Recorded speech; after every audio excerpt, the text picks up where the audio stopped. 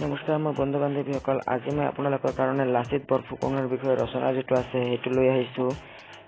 গতিকে ভিডিঅ'টো ষ্টাৰ্ট কৰোঁ। ইয়াত পোনপ্ৰথমে দিয়া আছে লাচিত বৰফুকনৰ বিষয়ে ৰচনা, আৰু আপোনালোকে ভিডিঅ'ৰ প্ৰথমবাৰ আহিলে ছাবস্ক্ৰাইব কৰি থ'ব। গতিকে ভিডিঅ'টো ষ্টাৰ্ট কৰোঁ।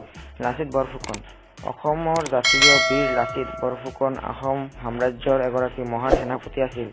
তেখেতৰ 1622 চনৰ 24 নৱেম্বৰ তাৰিখে শিৱসাগৰৰ এক ৰাজকীয় পৰিয়ালত জন্ম হৈছিল। লাচিত বৰফুকনৰ পিতৃ নেচাং মোমাই তামুলী বৰবৰুৱা আহোম স্বৰ্গদেউ প্ৰতাপ সিংহৰ ৰাজসভাৰ ডাঙৰ বিষয়া আছিল। লাচিত নেচাং মোমাই তামুলী বৰবৰুৱাৰ আৰু নাগেশ্বৰী আইদেউৰ কনিষ্ঠ সন্তান আছিল। ভিডিঅ'টো প্ৰথমবাৰ ছাবস্ক্ৰাইব কৰিব। ৰাজকীয় পৰিয়ালত জন্মগ্ৰহণ কৰাৰ বাবে লাচিত বৰফুকনে সামৰিক আৰু অসামৰিক দুয়োবিধ শিক্ষাই ল'ব লগা হৈছিল। লাচিত বৰফুকনৰ সৰুৰে পৰা কৰ্তব্যপৰায়ণ, অতীত নিৰ্ভীক, সৎ, স্পষ্টবাদী আদি গুণৰ অধিকাৰী আছিল। এইবিলাক আপোনালোকে কোনো ইজি ৰাইটিঙত লিখিব পাৰিব।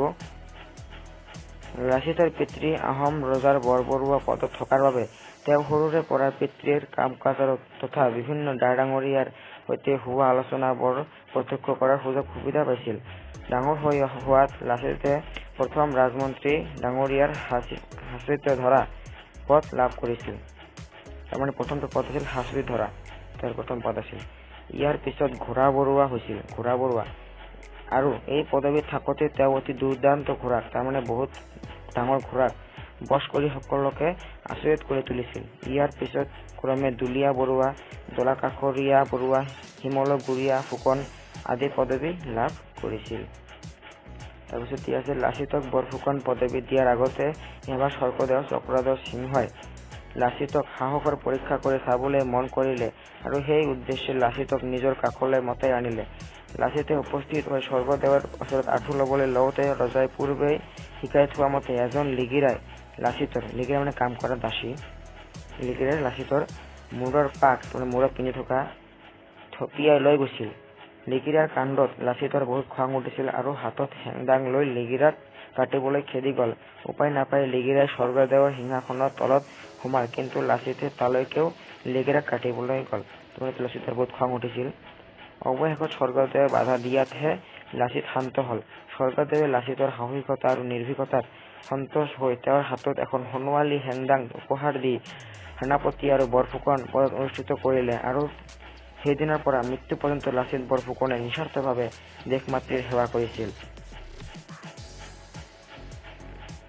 লাচিত বৰফুকনক সেনাপতি পাতি স্বৰ্গদেউ চক্ৰধৰ সিংহই মোগলৰ হাতৰ পৰা নামনি অসম উদ্ধাৰ কৰাৰ বাবে লাচিত বৰফুকনক পঠিয়াইছিল। 1670 চনত আহোম আৰু মোগলৰ মাজত ৰক্তক্ষয়ী আলাবৈ যুদ্ধখন হৈছিল। এই যুদ্ধত একেদিনাই প্ৰায় 10,000 আহোম সৈন্য শ্বহীদ হৈছিল। আপোনালোকে লিখিলে ফাৰ্ষ্ট চাব। আলাবৈৰ যুদ্ধৰ পৰাজয়ে লাচিত বৰফুকনৰ মনলৈ হতাশা আনিছিল, যদিও মহামন্ত্ৰী আতন বুঢ়াগোহাঁইৰ বুজনিত তেওঁ পুনৰ দৃঢ় হৈছিল। ইয়াৰ পিছত 1671 চনত আহোম আৰু মোগলৰ মাজত অসম বুৰঞ্জী বিখ্যাত শৰাইঘাটৰ যুদ্ধখন হৈছিল। তাৰপিছত কি দিয়া আছে চাওঁ। শৰাইঘাটৰ যুদ্ধত মোগলৰ হৈ ৰাজা ৰামসিংহই আৰু আহোমৰ হৈ মহাবীৰ লাচিত বৰফুকনে নেতৃত্ব বহন কৰিছিল। এই যুদ্ধত মহাবীৰ লাচিত বৰফুকনৰ নেতৃত্বত লাচিত বাহিনীয়ে মহাপৰাক্ৰমেৰে যুঁজি মোগলক পৰাস্ত কৰিছিল। তাৰমানে বহুত ডাঙৰ যুদ্ধ হৈছিল। ইয়াৰ পিছত এইবিলাকৰ পৰা বহুত কুইজ আহিব, সেইবিলাক মই দিম।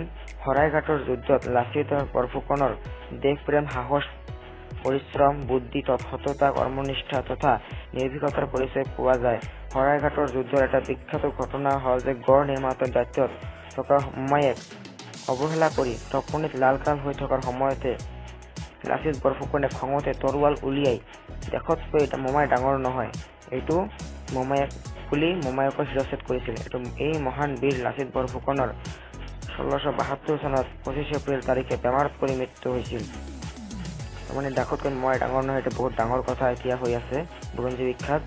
অসমীয়া জাতিৰ আদৰ্শ তথা অনুপ্ৰেৰণাৰ উৎস লাচিত বৰফুকনক ভক্তি শ্ৰদ্ধা জ্ঞাপন কৰাৰ বাবে প্ৰতি বছৰে 24 নৱেম্বৰ তাৰিখে লাচিত দিৱস হিচাপে উদযাপন কৰা হয়। গতিকে ধন্যবাদ। আপোনালোকে ভিডিঅ'টো কেনেকুৱা লাগে ভিডিঅ'টো ভাল লাগিলে ছাবস্ক্ৰাইব কৰিব আৰু নতুনবাৰ আহিলে ছাবস্ক্ৰাইব কৰিব। Thank U.